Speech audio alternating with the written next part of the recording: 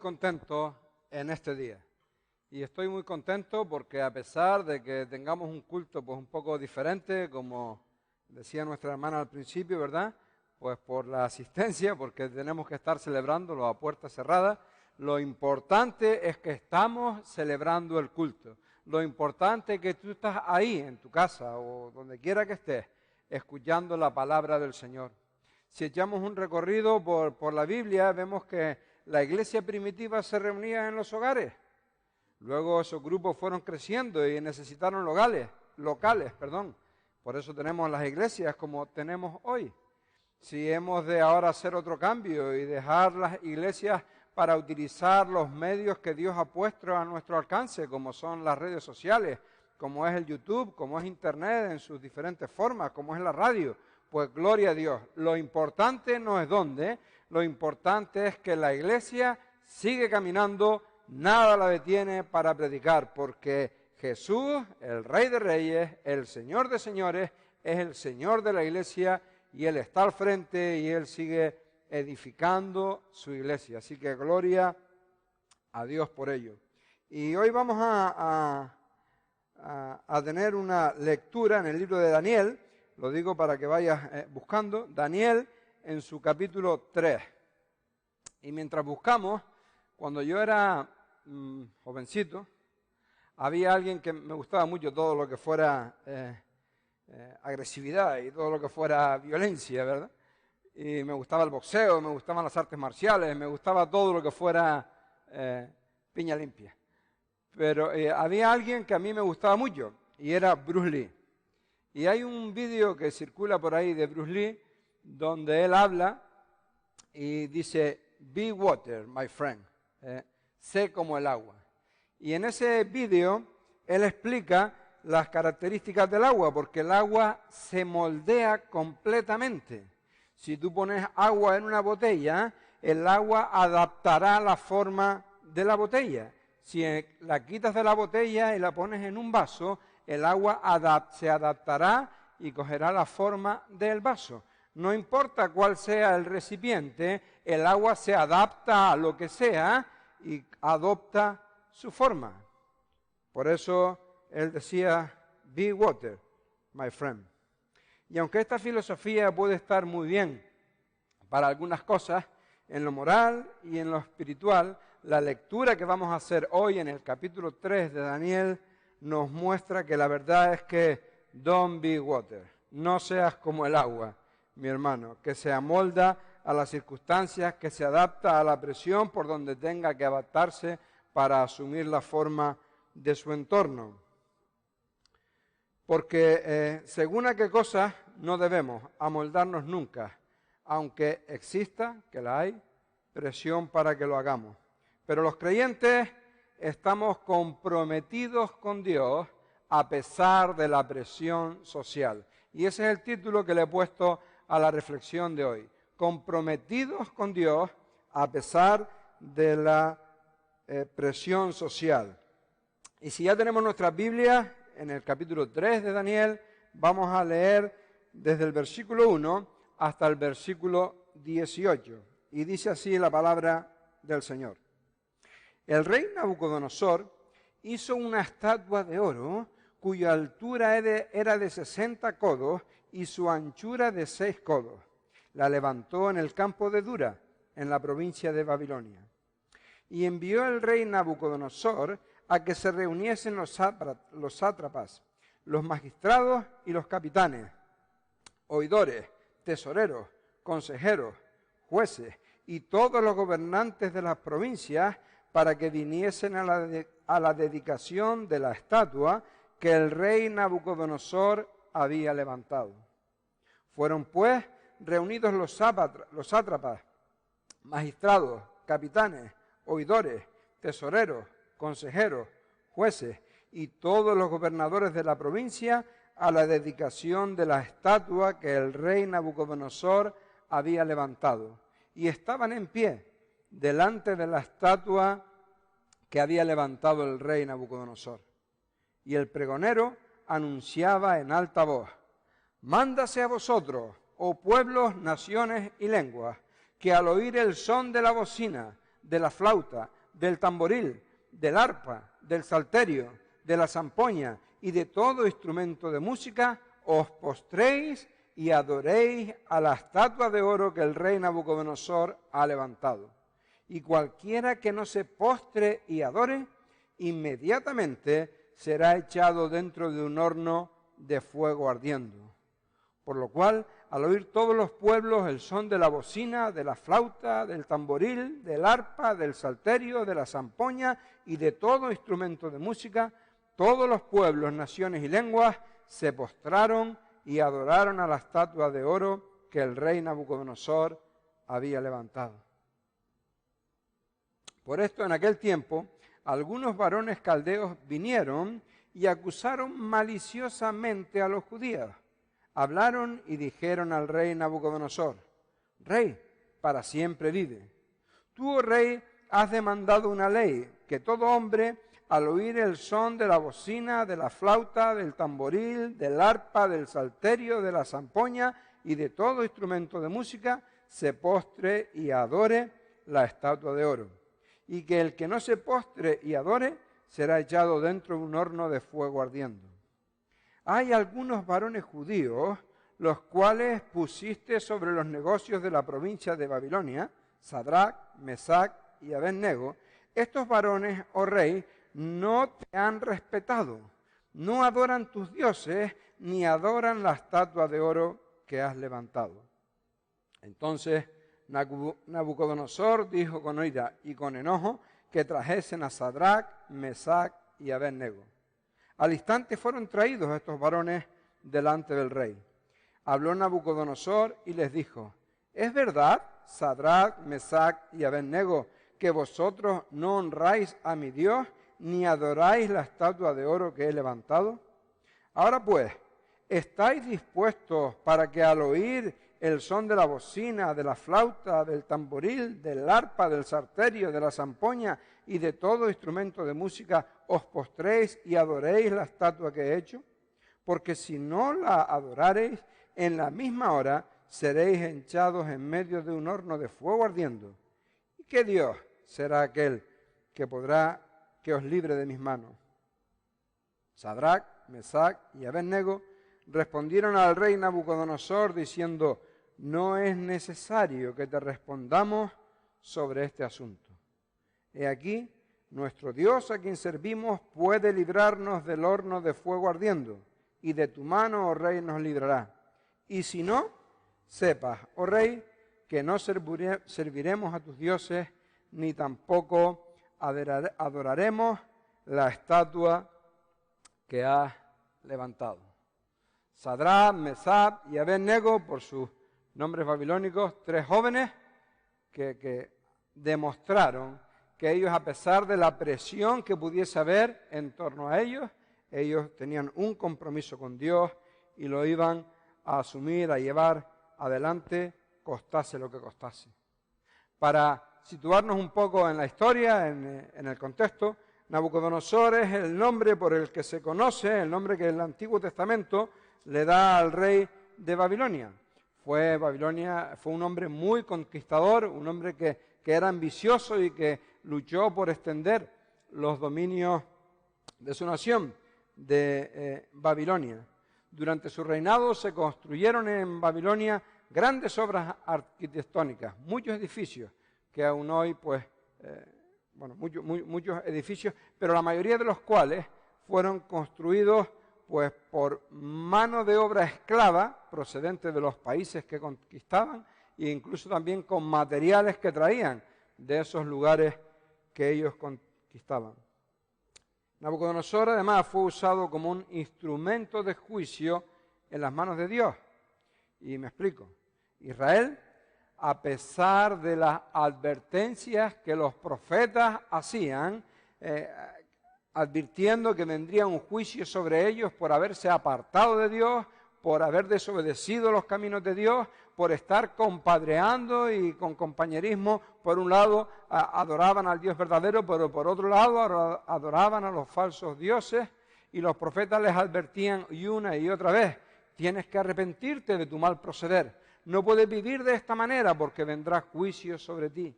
y así año tras año, hasta que Dios permitió que los asirios invadieran el reino de Israel y se los llevasen a casi todos cautivos. El reino de Judá fue testigo de ello. El reino de Judá se dio cuenta de cuáles eran las consecuencias de no arrepentirse de su estilo de vida pecaminoso, de su estilo de vida desagradable a la voluntad de Dios, y en lugar de arrepentirse y ellos, sí, volverse atrás, siguieron en sus malos caminos. Los profetas de Judá también estuvieron profetizando a Judá. Te viene lo mismo que a Israel, nos van a llevar cautivos. Vamos a sufrir las consecuencias de nuestra desobediencia a Dios. Y así por 200 años, mira si tuvieron tiempo de arrepentirse o no, pero no se arrepintieron.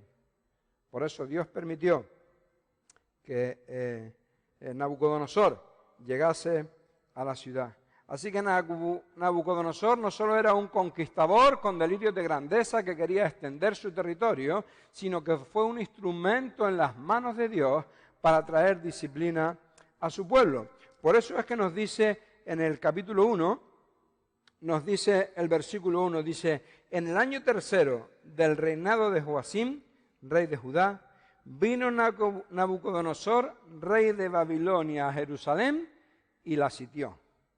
Pero luego dice el 2, y el Señor entregó en sus manos a Joacim, rey de Judá. Y el Señor entregó en sus manos a Joacim, rey de Judá. Así que esta historia de la conquista de Nabucodonosor a Judá podría parecer simplemente una conquista militar, hablando en términos humanos, pero vemos, como nos dice la palabra de Dios, que no fue así, sino que había algo detrás. El motivo principal de fondo era que Judá no se había arrepentido y por tanto lo que estaba ocurriendo era producto de la mano amorosa de Dios.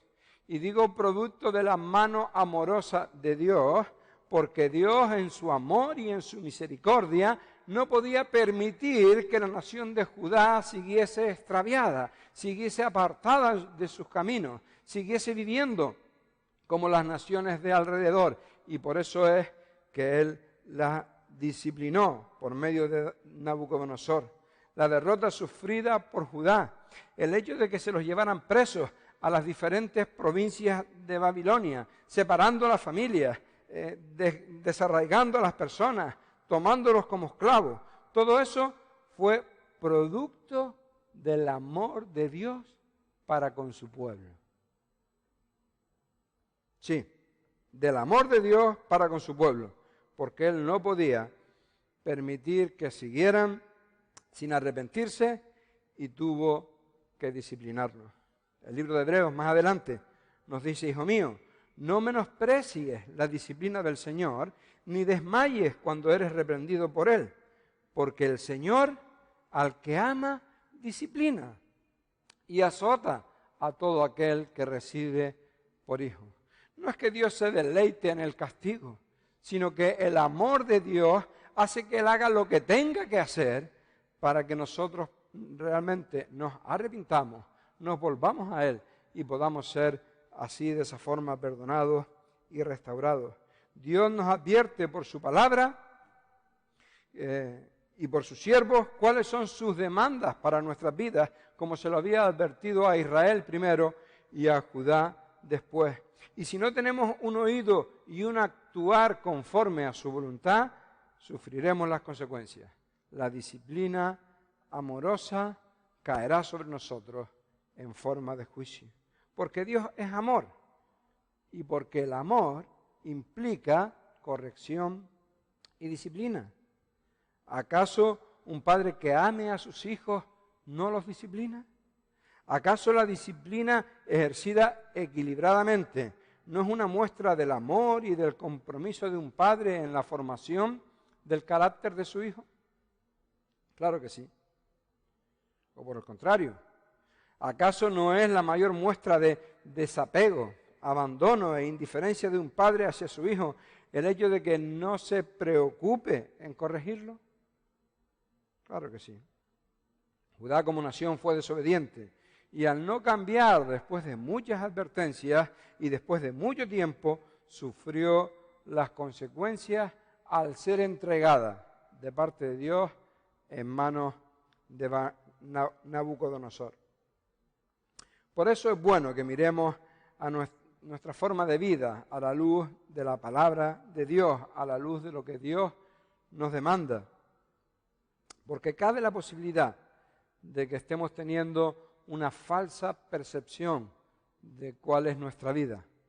Y pensamos que todo está bien, pero sin embargo hay cosas en nuestra vida de las cuales tengamos que arrepentirnos y tengamos que pedirle perdón a Dios para seguir adelante.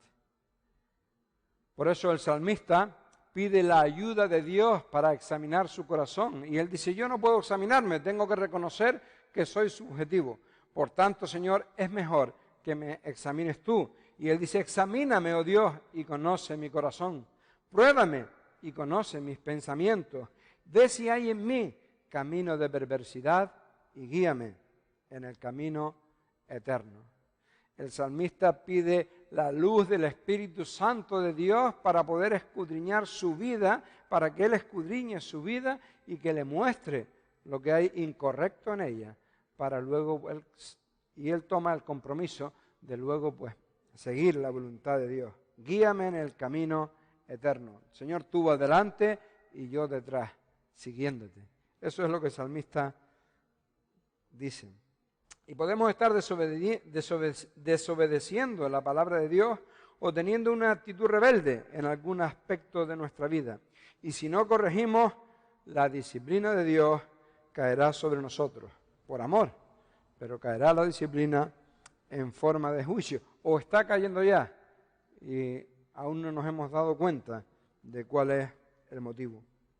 Pero volviendo a nuestra historia, vemos como después de su conquista, según la costumbre, nos lo dice en el capítulo 2, se los llevaron esclavos y Nabucodonosor quiso seleccionar a lo mejor, a la flor y nata, y mandó a sus sirvientes a que hiciesen una selección y los cuidasen y los preparasen por 3 años en una especie de curso intensivo para adoptar, asimilar la cultura de Babilonia, ¿verdad? Y nos dice en el versículo 7,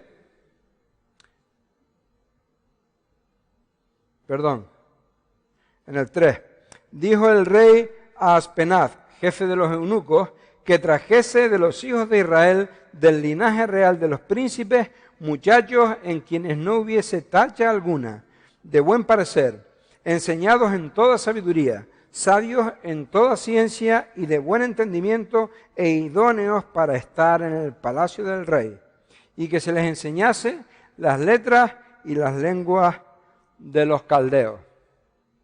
Y de entre esta selección, la historia, la Biblia se nos centra en 4 personas, en Daniel, en Ananías, por sus nombres hebreos, dice el versículo 6, entre estos estaban Daniel, Ananías, Misael y Azarías, de los hijos de Judá.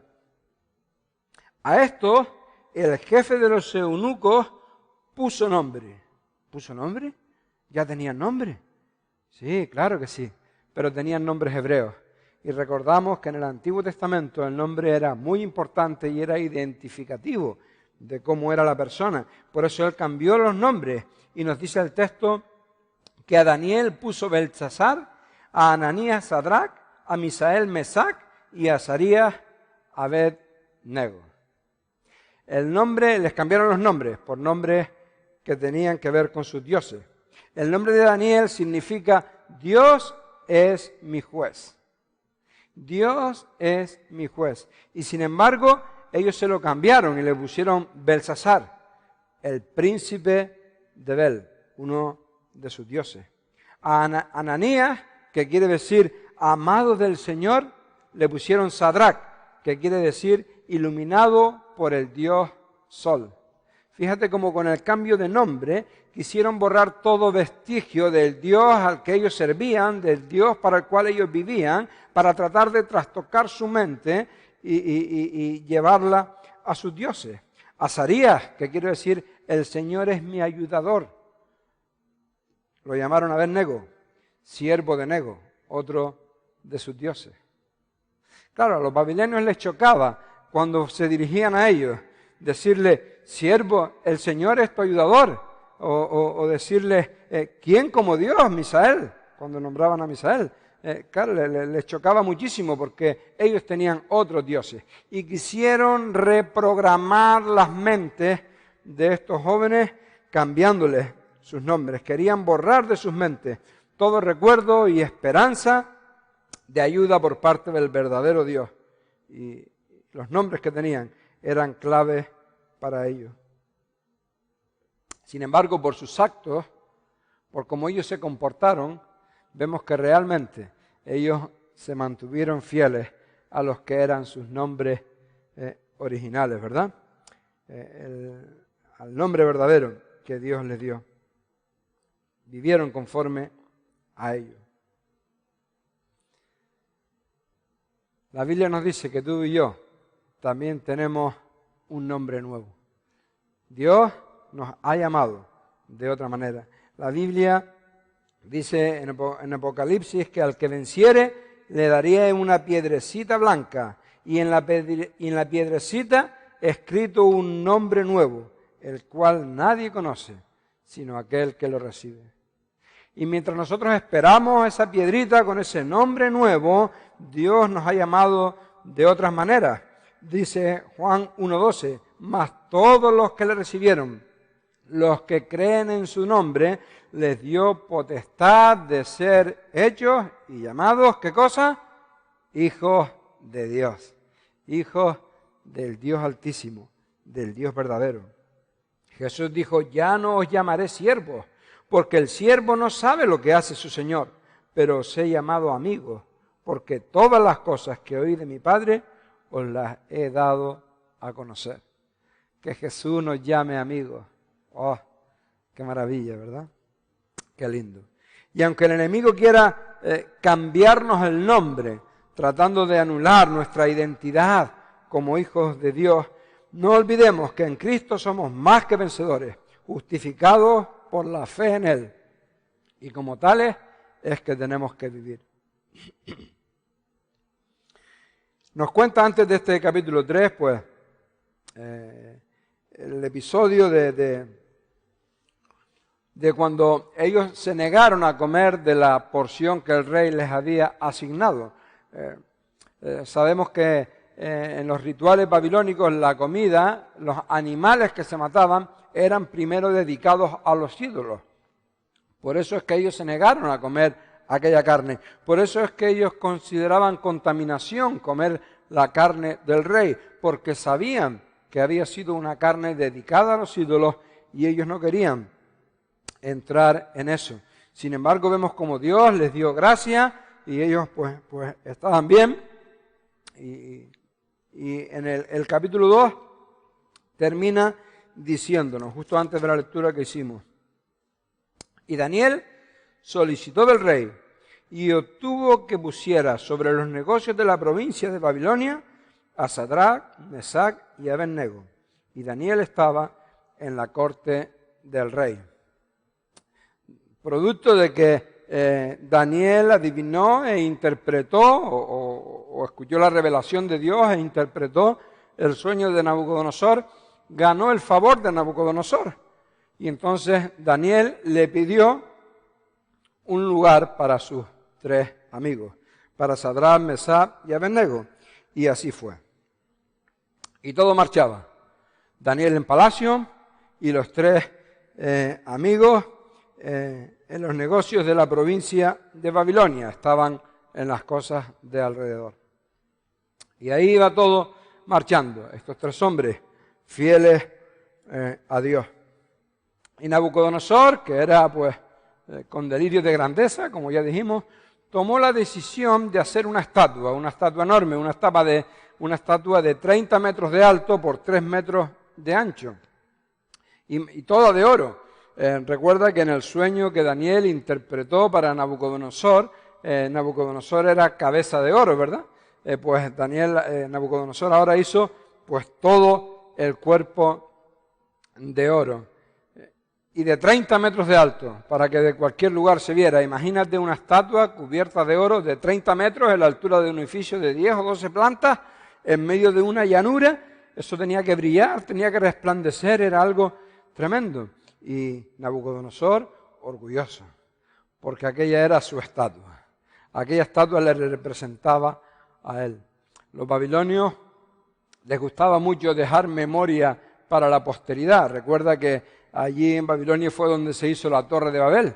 Hagamos una torre cuya cúspide llegue ¿a dónde? Al cielo, por si fuéramos esparcidos para que nuestro nombre sea recordado. ¿Te acuerdas? Ya desde ahí querían que se les recordara.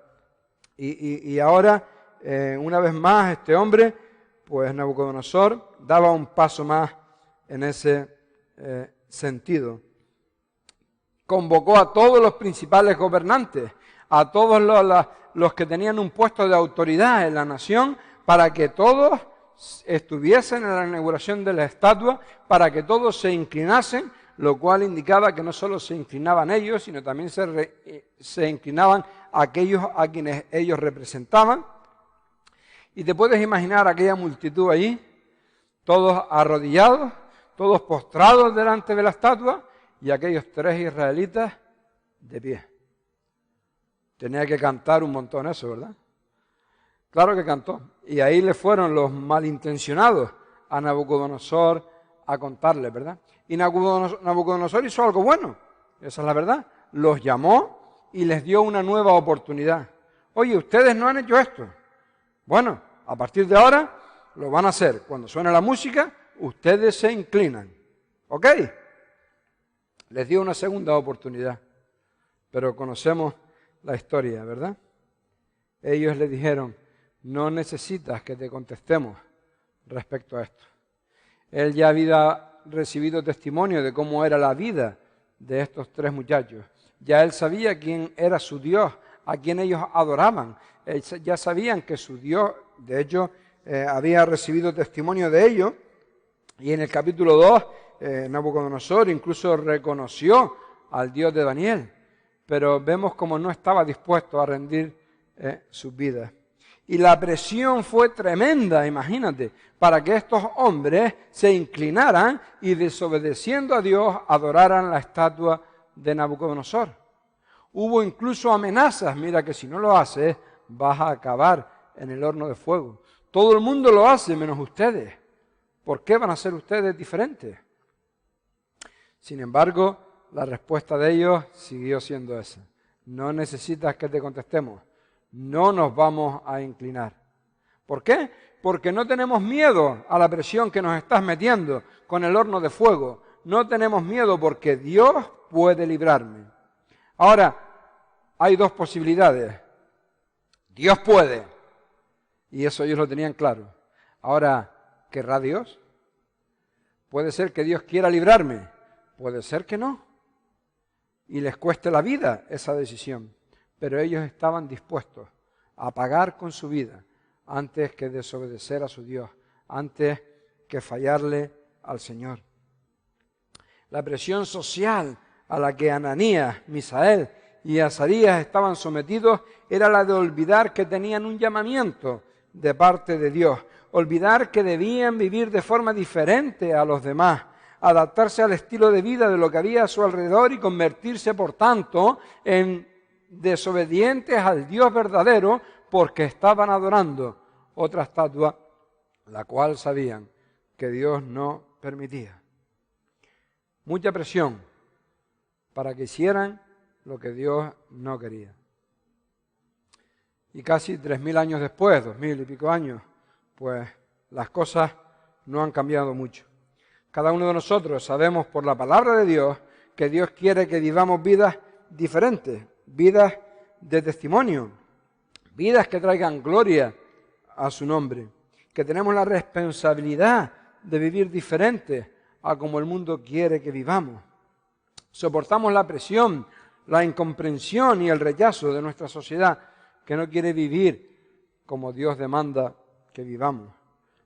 Sociedad que por otro lado no es ignorante. Nos dice Romanos que lo que ocurre es que ha decidido no tener en cuenta a Dios como lo que es, como el Dios creador de todo, como el único Señor creador, y ha decidido volverle la espalda a Dios, viviendo de su propia manera, viviendo en sus propios delitos y pecados, y Dios pues simplemente les ha dejado a su suerte. Pero cada uno de nosotros, ante la realidad de esta presión social a la que estamos sometidos, tenemos que decidir. ¿Vamos a hacer agua, como decía Bruce Lee? ¿O vamos a ser personas de convicciones fuertes, personas que tienen por encima de todo nuestro compromiso con el Dios de la Biblia, con el Dios creador y con sus demandas y con un estilo de vida acorde a lo que Él quiere para nosotros? Todo el tiempo, nuestra sociedad es una sociedad que trata de vivir de espaldas a Dios, sin tener en cuenta ni su palabra ni su voluntad para con el hombre que ha sido creado por Él. Liderada por nuestros gobernantes, lamentablemente, hemos sido dotados de leyes que van abiertamente en contra de lo que la palabra de Dios dice. Porque los legisladores han tomado el lugar de Dios y son ellos ahora los que dicen lo que está bien y lo que está mal. Así han dictaminado leyes que permiten que el asesinato de niños sea algo legal, simplemente porque aún no ha nacido, defendiéndolo como una expresión de la libertad, porque con mi cuerpo hago lo que quiero. No, perdona, no es tu cuerpo. Si fuera tu cuerpo, morirías tú, pero muere un inocente. Por tanto, es un asesinato. Pero los legisladores han legislado para que eso pueda ser una realidad. Han legislado para que la familia ya no sea como Dios la estableció, sino que ahora cualquier cosa vale. Hombres con hombres, mujeres con mujeres, personas con sus mascotas, que era zoofilia hasta hace muy poco, el movimiento de atracción para menores. En algunas culturas incluso es normal ver que un señor de 50, de 60 años se case con una niña de 9 años. De hecho, no son pocas las que han muerto desangradas en la noche de boda, porque leyes en algunos países lo permiten, y en nuestra parte del mundo, en nuestra cultura, en nuestra sociedad, hay un movimiento que defiende este tipo de amor entre comillas y que seguramente pues irá ganando cosas. Han aprobado leyes que ponen al hombre en el lugar de Dios, permitiendo que sea el hombre quien decida cuál es su sexo, aunque la biología diga lo contrario, e invirtiendo millones en costear operaciones con tanta necesidad como la que hay hoy día a nuestro alrededor en diferentes ámbitos. Y nuestra sociedad perversa trata también de que olvidemos lo que la palabra de Dios dice y vivamos en el mismo desenfreno que ellos.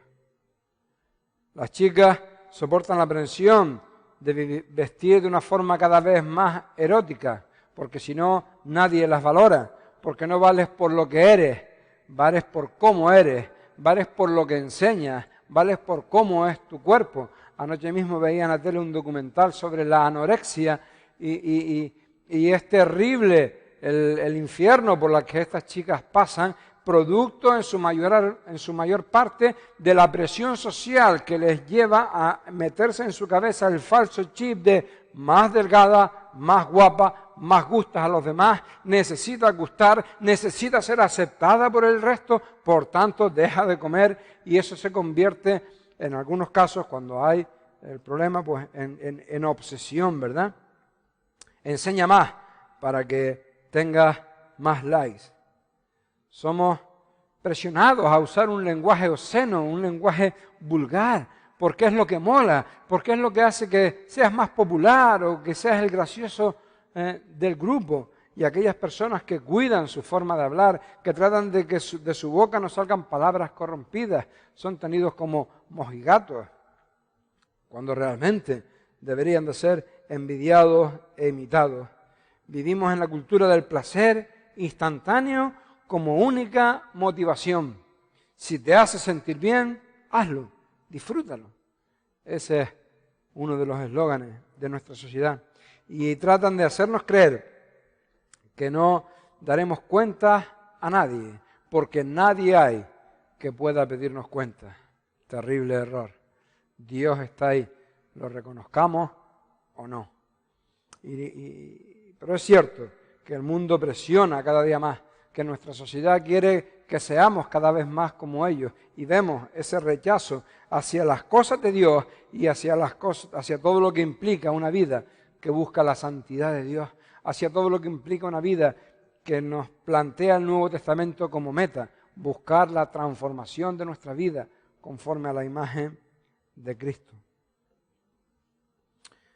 Pero como para algunas personas el concepto de tribu o de grupo está muy arraigado, buscan la aprobación del resto para sentirse aceptados porque no quieren pagar el precio de ser diferentes. Ananías, Misael y Azarías pagaron el precio. Estaban dispuestos porque no se conformaron a dejarse moldear por lo que su entorno quería. Pero lo que casi nunca se nos dice es que ser como el agua, es decir, conformarse a lo que hay, dejar que nuestra sociedad nos presione y nos moldee, sucumbir ante esa presión de nuestra sociedad para ser como el mundo quiere que seamos, para vivir como el mundo quiere que vivamos, tiene también un precio mucho mayor. Y si no, pregúntale a aquellos que se han dejado llevar una vez. Y esa vez hizo que la siguiente vez fuera más fácil. Y se dejaron llevar otra vez que condujo a otra. Y así sucesivamente. Lo cual los llevó cada vez más a vivir en una mundanalidad absoluta. Que finalmente terminó costándole un tesoro.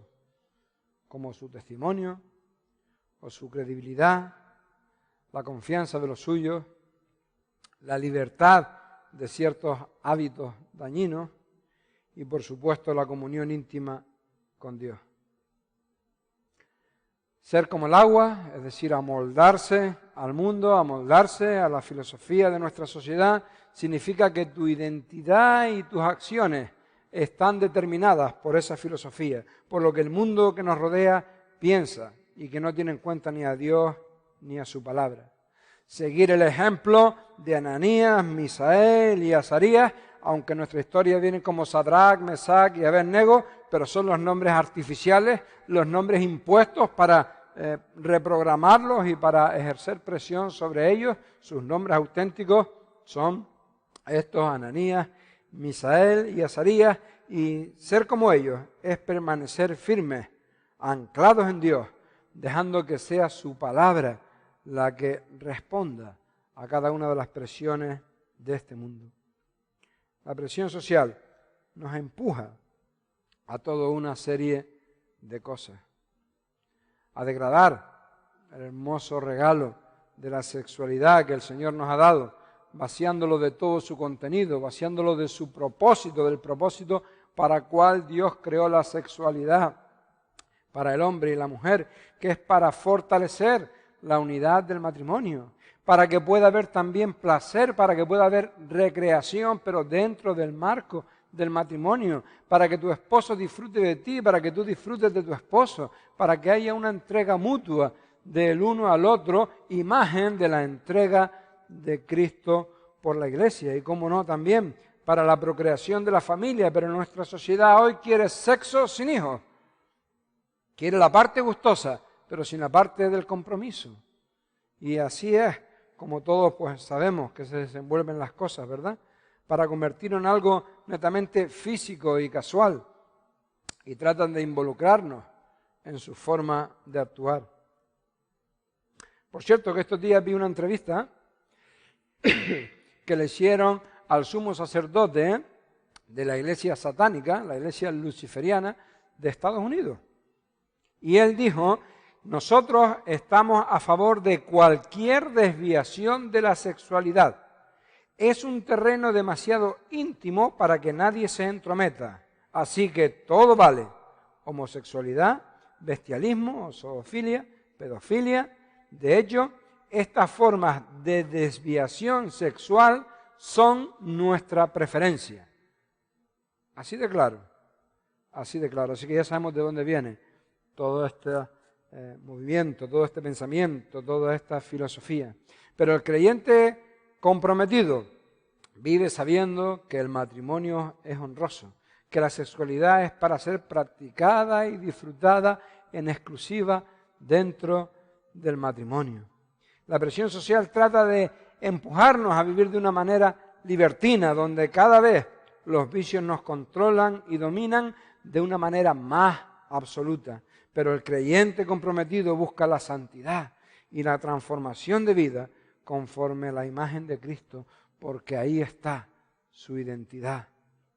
Y eso es lo que le va a permitir vivir una vida plena. Al igual que Ananías, Misael y Azarías, hemos de aprender a ser oídos sordos a la presión social de nuestro entorno, poner los ojos en Jesús, el autor y consumador de nuestra fe, y seguir adelante en sus caminos, soportando la presión y pagando el precio si es necesario. Porque somos hechura suya, creados en Cristo Jesús para buenas obras, las cuales Dios preparó de antemano para que anduviésemos en ella. Esto es lo contrario de seguir la corriente y de ceder a las presiones de este mundo. Esto es no ser un cristiano como el agua, que se amolda, que se adapta a lo que el mundo dicta. Es necesario que en determinados momentos de nuestras vidas, y este es un buen momento para ello, este puede ser uno de esos momentos, nos paremos a decidir qué vamos a hacer con lo que nuestra sociedad quiere influenciarnos, tal como nos dice el texto, que estos jóvenes tomaron su decisión también. Independientemente del resultado, porque bueno, no lo leímos, pero conocemos la historia. Sabemos que ellos fueron, Nabucodonosor se enfureció tanto, ya estaba dictaminado que aquel que no adorara la estatua iba a terminar en el horno de fuego, pero Nabucodonosor se enfureció tanto al ver la solidez de la fe de estos tres chicos que mandó a calentar el horno 7 veces más, hasta el punto que los que abrieron, los que fueron a tirarlos dentro, también se quemaron. Y conocemos la historia, no se quemaron. Ellos no se quemaron, ni sus ropas, ni sus cabellos. De hecho, había 3, o lanzaron 3, y cuando Nabucodonosor fue a mirar, encontró a 4. Jesús, el Hijo de Dios, Dios preencarnado, Dios el Hijo preencarnado antes de su encarnación por medio de María, bajó de los cielos para estar al lado de Sadrach, Mesach y Abednego, para estar al lado de estos 3 jóvenes. Y Él obró el milagro. Y cuando nosotros leemos la historia nos gozamos profundamente en ver cómo estos 3 muchachos fueron fieles a Dios y al final Dios obró un milagro para salvar sus vidas. Pero es el mismo Dios que permitió lo siguiente. En el capítulo 7 de Hechos dice, pero Esteban, lleno del Espíritu Santo, puesto los ojos en el cielo, vio la gloria de Dios y a Jesús que estaba sentado a la diestra de Dios. Y dijo, he aquí veo los cielos abiertos y al Hijo del Hombre que está a la diestra de Dios.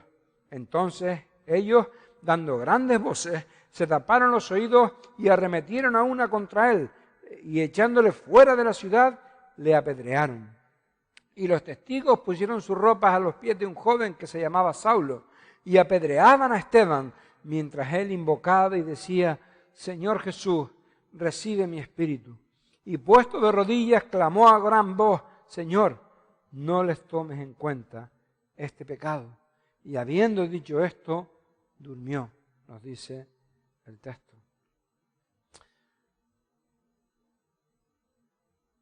Si yo preguntara, ¿cuál de las 2 historias terminó mejor? ¿La de Esteban, que fue apedreado hasta la muerte, o la de Sadrach, Mesach y Abednego, que fueron librados del horno de fuego? Indudablemente la de Esteban, porque fue llevado a la presencia de Dios, ¿verdad? Pero es verdad que desde el punto de vista humano, pues cabría esperar que siempre que somos fieles a Dios y somos fieles a su palabra y nos movemos dentro del marco de su voluntad, todo va a ir bien. Puede no ser así. Los evangelios, Mateo, Marcos y Lucas, nos cuentan cómo Juan el Bautista, por denunciar el pecado, terminó con la cabeza puesta en un plato en medio de una especie de orgía, porque había denunciado el pecado, ¿verdad? Entonces vemos que no siempre termina bien desde el punto de vista humano, pero ni Esteban, ni Juan el Bautista, ni Sadrach, Mesach y Abednego, pues se doblegaron ante la presión de lo que su entorno quería. Y ese es su mérito, y esa es su gran enseñanza para nosotros hoy. Debemos de decidir qué hacer como creyentes comprometidos. Lo importante no es cómo termine. Lo importante no es si al final Dios va a obrar un milagro para liberarnos o va a permitir que eso sea el instrumento por el que Él nos lleva a su presencia. Lo importante es que en el momento duro de Sadrach, Mesach y de Abednego, Dios bajó para estar con ellos en el horno de fuego. Y eso se convirtió en una tónica, porque más adelante Jesús, Dios el Hijo, se encarnó a través de María para estar con nosotros, para traernos el mensaje del amor de Dios y del perdón de pecados en Cristo Jesús por medio del arrepentimiento y la fe en el Evangelio, para que nosotros no tuviésemos que quemarnos en el horno de fuego como Sadrach, Mesach y Abednego no se quemaron. Dice la Biblia que aquellos que nos arrepentimos de nuestros pecados, aquellos que creemos en Jesús y aceptamos su señorío en nuestras vidas, el horno de fuego del infierno eterno donde solo hay lloro y crujir de dientes que está preparado para Satanás y los suyos, no nos afectará, sino que nosotros estaremos en otro lugar, estaremos en la presencia de Dios. Gracias a que Jesús vino al mundo, nosotros somos liberados también del fuego eterno, pero somos liberados para vivir aquí contracorriente en este mundo, para resistir la presión social que trata de decirnos cómo hemos de vivir contrariamente a lo que la palabra de Dios nos dice. Y en cada uno de nosotros está la capacidad, la posibilidad y la responsabilidad de tomar la decisión. Vamos a vivir como Sadrach, Mesach y Abednego vivieron, comprometidos con el Señor. Son Ananías, Misael y Azarías nuestros modelos a seguir para resistir la presión de este mundo, estando dispuestos a pasar por lo que haya que pasar con tal de no desobedecer a Dios. Cada uno de nosotros ha de dar una respuesta. Oro a Dios que tu respuesta y la mía, porque yo también estoy en esta lucha, yo también soy de carne, yo también soporto presión social, pero quiera Dios, y Dios quiere, que tu respuesta y la mía sean una respuesta de fidelidad y de compromiso con el Dios creador y con el Dios salvador por encima de todas las cosas. Que así sea. Padre y Dios bendito, te queremos dar gracias por tu palabra. Te queremos dar gracias por tu revelación para nosotros, por tu mapa, por tu guía que nos indica cómo vivir en este mundo. Pero Señor, necesitamos valentía para llevar a cabo tu palabra. Necesitamos el poder de tu Espíritu Santo para que, Señor, tú nos ayudes a soportar las presiones de este mundo, a poder vivir contracorriente en medio de esta sociedad y a ser fieles hijos tuyos. Ayúdanos a ser sal, ayúdanos a ser luz. En el nombre de Jesús. Amén.